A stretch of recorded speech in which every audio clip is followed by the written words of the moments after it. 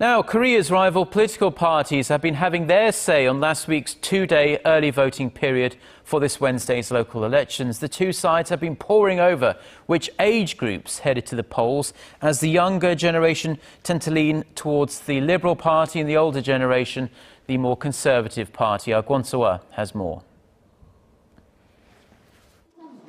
After a whopping 11.5% of Korea's eligible voters cast ballots during 2 days of early voting for the upcoming local elections, attention now is focused on which age groups had the best turnout.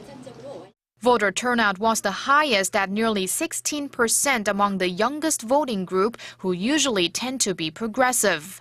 They were followed by those in their 60s at 12%, who tend to lean conservative. Turnout was lower among voters in their 30s and 40s.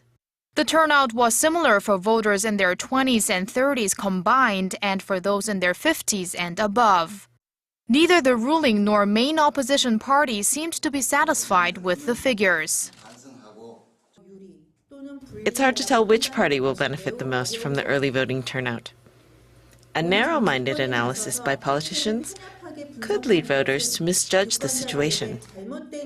However, the ruling Saenuri party did express its concerns about the high voter turnout among young people, while the main opposition New Politics Alliance for Democracy said the number isn't actually that high, considering that the majority of the country's 35,000 soldiers are part of the 16% of people who voted in advance.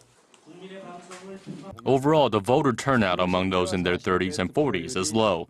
We're keeping an eye on that, as a percentage is 2.5% to 3% lower than that of those in their 50s and 60s.